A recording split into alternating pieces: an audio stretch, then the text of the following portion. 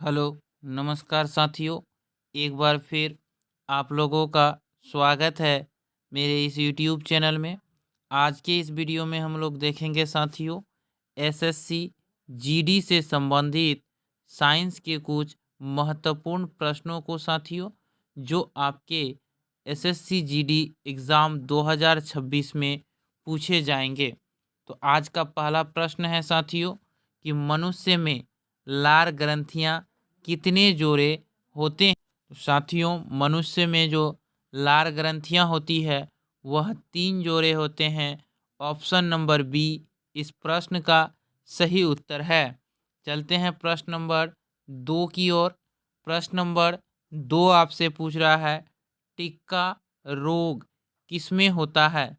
चावल में, ज्वार में, गन्ना में या मूंगफली में? तो साथियों, टिक्का नामक रोग जो है वह मूंगफली में होता है। ऑप्शन नंबर डी इस प्रश्न का सही उत्तर होगा। हमारा अगला प्रश्न है प्रश्न नंबर 3।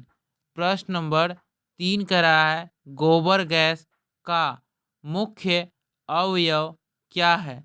इथेन, मीथेन, प्रोपेन या एसिटिलीन?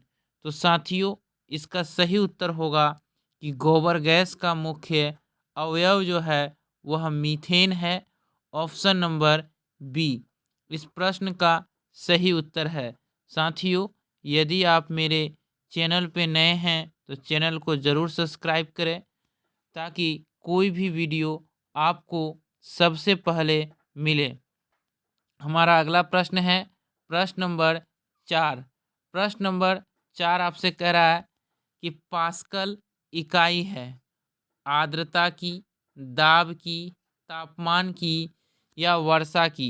तो साथियों, पास्कल जो है वह दाब की इकाई है।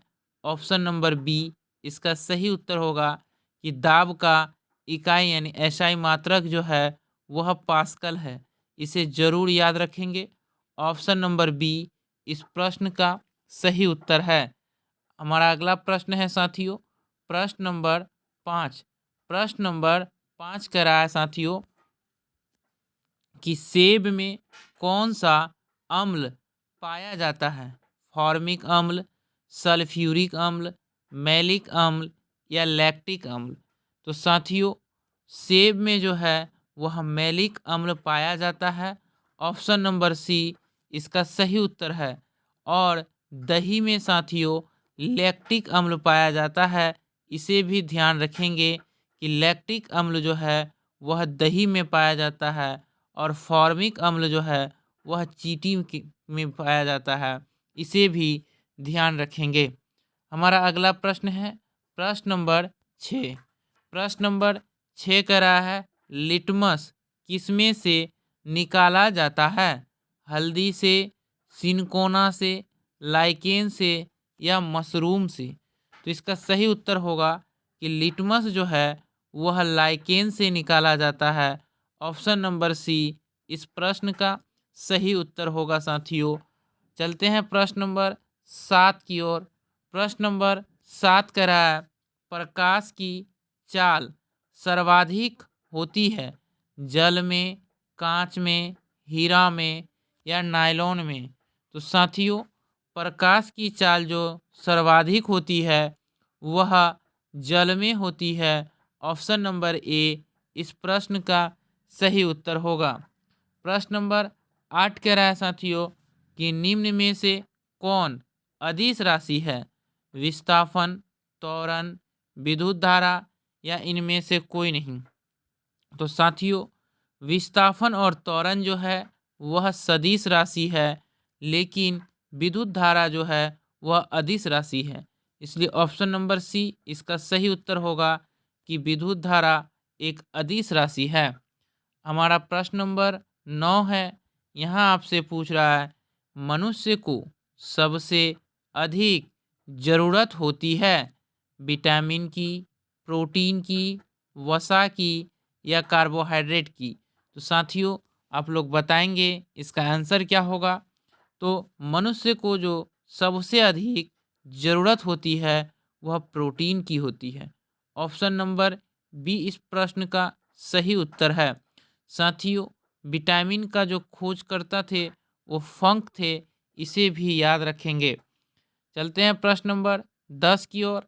प्रश्न नंबर 10 कह रहा है कि इंसुलिन की कमी के कारण होने वाला रोग है बेरी-बेरी, डायबिटीज़, कैंसर या एनीमिया। तो साथियों, इंसुलिन की कमी से जो है वह डायबिटीज़ नामक रोग होता है। ऑप्शन नंबर बी इसका सही उत्तर होता है। साथियों, रक्त की कमी से जो है यानी ब्लड की कमी से एनीमिया नामक रोग होता है, इसे भी ध्यान रखेंगे। मनुष्य में 4 प्रकार के रक्त समूह पाए जाते हैं, ए, ए बी, ओ और बी। मनुष्य में 4 प्रकार के रक्त समूह पाए जाते हैं साथियों। ए बी जो रक्त समूह है वह सर्वग्राही रक्त समूह है, और वो जो है साथियों रक्त समूह वह सर्वदाता है। इसे भी आप लोग याद रखेंगे। हमारा अगला प्रश्न है प्रश्न नंबर 11।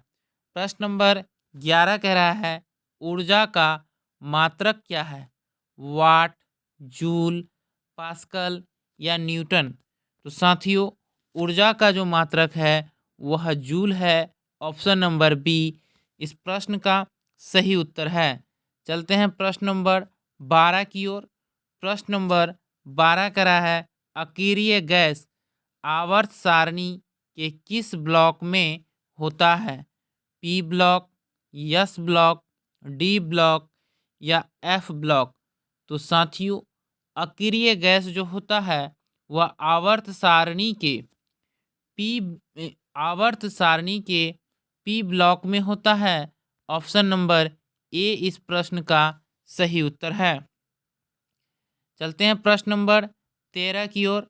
प्रश्न नंबर 13 कह रहा है विद्युत बल्ब का फिलामेंट किस धातु का बना होता है, तांबा, लोहा, टंगस्टन या एल्यूमिनियम। तो साथियों, विद्युत बल्ब का फिलामेंट जो है वह टंगस्टन का बना होता है। ऑप्शन नंबर सी इस प्रश्न का सही उत्तर है। चलते हैं प्रश्न नंबर 14 की ओर। प्रश्न नंबर 14 कह रहा है ध्वनि तरंगें किस प्रकार की तरंगें हैं, अनुप्रस्थ, अनुदैर्घ्य, विद्युत चुंबकीय या प्रकाशीय। तो इस प्रश्न का सही उत्तर होगा साथियों कि ध्वनि तरंगे जो हैं वह अनुदैर्घ्य तरंगे हैं। ऑप्शन नंबर बी इसका सही उत्तर है। प्रश्न नंबर 15 कह रहा है साथियों, यहाँ आपसे पूछ रहा है कि ध्वनि की तीव्रता किस पर निर्भर करती है, तरंग दैर्घ्य पर, आवृत्ति पर, आयाम पर या वेग पर। तो इसका सही उत्तर होगा साथियों कि ध्वनि की जो तीव्रता है वह आयाम पर निर्भर करती है। ऑप्शन नंबर सी इस प्रश्न का सही उत्तर है। प्रश्न नंबर 16 कह रहा है साथियों यहाँ आपसे कि किस गैस को हंसाने वाली गैस कहा जाता है, नाइट्रोजन को, नाइट्रस ऑक्साइड को, कार्बन मोनोऑक्साइड को या मीथेन को। तो साथियों, हंसाने वाली गैस जो है वह नाइट्रस ऑक्साइड को कहा जाता है। ऑप्शन नंबर बी इस प्रश्न का सही उत्तर है। हमारा अगला प्रश्न है प्रश्न नंबर 17। प्रश्न नंबर 17 का रहा है कौन सा अम्ल नींबू में पाया जाता है, लैक्टिक अम्ल, टार्टिक अम्ल, साइट्रिक अम्ल या एसिटिक अम्ल। नींबू में जो पाया जाता है साथियों वह साइट्रिक अम्ल है। ऑप्शन नंबर सी इसका सही उत्तर है। लैक्टिक अम्ल दही में पाया जाता है। अगला प्रश्न है प्रश्न नंबर 18। प्रश्न नंबर 18 कह रहा है साथियों कि कौन सा विटामिन रक्त का थक्का जमाने में सहायक है, vitamin A, vitamin B, vitamin C या विटामिन डी। तो इसका सही उत्तर होगा साथियों कि रक्त का थक्का जमाने में सहायक है विटामिन के। ऑप्शन नंबर सी इसका सही उत्तर है। साथियों, विटामिन डी की प्राप्ति हमें सूर्य की रोशनी से होती है, इसे भी ध्यान रखेंगे। किस गैस की उपस्थिति में ग्रीन हाउस प्रभाव होता है? ऑक्सीजन, नाइट्रोजन, कार्बन डाइऑक्साइड या हाइड्रोजन? तो इसका सही उत्तर होगा साथियों कि ग्रीन हाउस प्रभाव जो है वह कार्बन डाइऑक्साइड की उपस्थिति में होता है। ऑप्शन नंबर सी इस प्रश्न का सही उत्तर है। प्रश्न नंबर 20 है साथियों कि दूध का दही में बदलना किस प्रकार का परिवर्तन है? भौतिक, रासायनिक, जैविक या प्रतिवर्ती? तो इस प्रश्न का सही उत्तर होगा साथियों कि दूध का दही में बदलना रासायनिक परिवर्तन है। ऑप्शन नंबर बी इसका सही उत्तर होगा। तो धन्यवाद साथियों, फिर मिलते हैं अगले वीडियो में। तब तक के लिए जय हिंद।